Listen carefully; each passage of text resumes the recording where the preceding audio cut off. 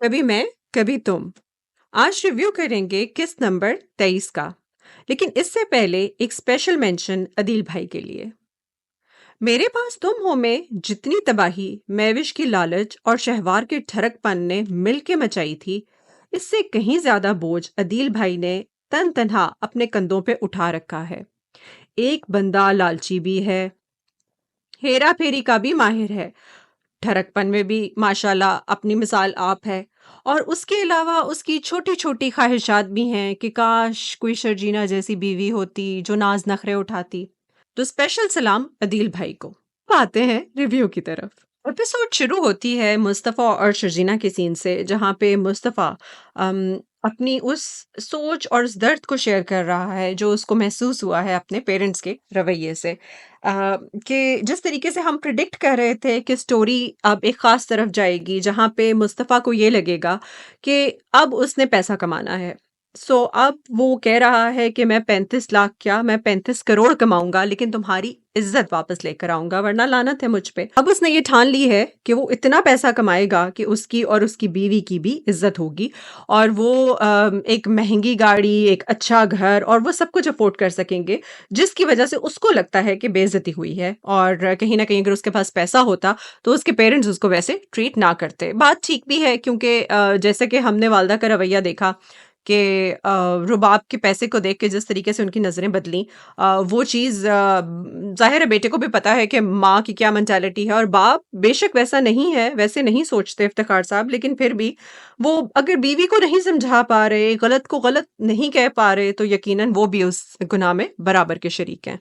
इस ड्रामे में बहुत से रोमांटिक सीन्स हैं, जो कि जैसे नाश्ता करते हुए, खाना खाते हुए, और वो जो एक मियाँ-बीवी का रिलेशनशिप दिखाया गया है कि उनको कितनी एक-दूसरे की परवाह है, किस तरीके से वो छोटी-छोटी चीज़ों को एन्जॉय कर रहे हैं। वो दाल-चावल वाला सीन, जिसमें वो घर में पहली दफ़ा खाना बनाती है, और फिर नेक्स्ट डे जब वो उठ के तैयार हो रही होती है ऑफ़िस के लिए, और मुस्तफ़ा सोचता है कि कल तो मैं बहुत बड़ी बातें कर रहा था और अब फिर इसको काम पे जाना पड़ रहा है, वो वाला सीन। फिर उसके बाद वो जो एक सड़ा बैठा होता है और गाना चल रहा होता है, तो वो कहता है कि हम किस जगह पे आ गए हैं कि औरतें यहाँ लड़ती रहती हैं या अजीब से गाने चलते रहते हैं, और शर्जीना का कहना क्या हो गया, एंजॉय करो, कितना अच्छा गाना चल रहा है। और फिर उनका वो कपल डांस, वो भी बहुत ही शानदार सीन था। ये जो सारी की सारी चीज़ें हुई हैं, जो मुस्तफ़ा के वालिदैन का रवैया था, फिर उसके बाद चोरी का इल्ज़ाम लगना, फिर घर से निकाले जाना, अब इस हालत में आके रहना, देखा जाए तो ये सब कुछ एक आइडियल सिचुएशन नहीं है किसी भी लड़की के लिए।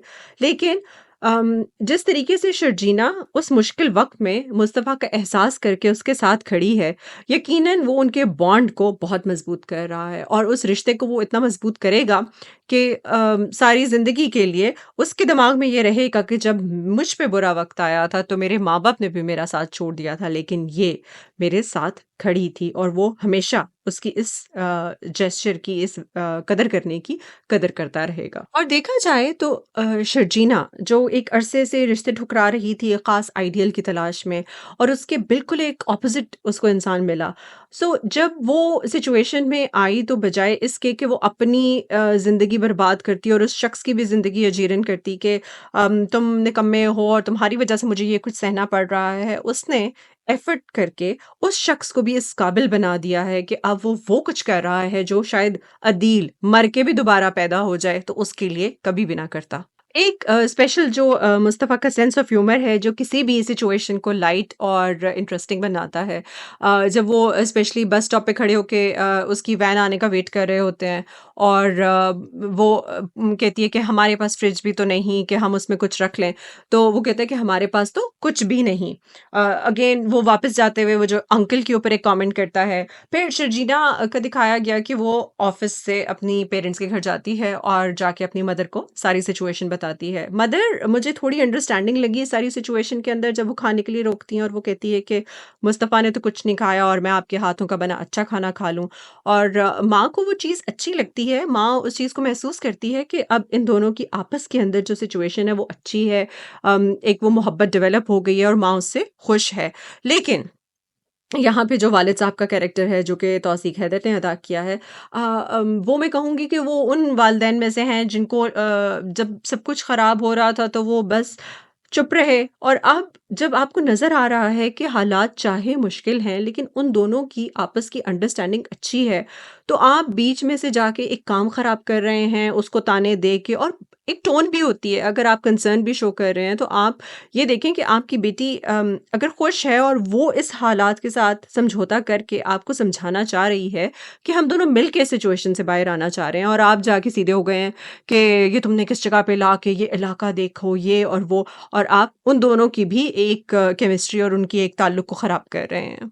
इस एपिसोड की हाइलाइट वो क्यूट सीन था जिसके अंदर दोस्त आता है और वो कहता है कि यहाँ क्या कर रहे हो? तो वो कहता है कि मैंने कुछ चीज़ें लेने जाना है, लेकिन बाइक का टायर किसी ने पंचर कर दिया। और वो कहते हैं कि अच्छा चलो ठीक है, तुम मेरे साथ चलो, बल्कि मैं खुद जाता हूँ और लेकर आ जाता हूँ। और वो जाता है और वो पर्दों के नाम के ऊपर जो है वो चांदनियाँ लेके आता है, और कूलर के नाम पे वो टंकी उठा के ले आता है।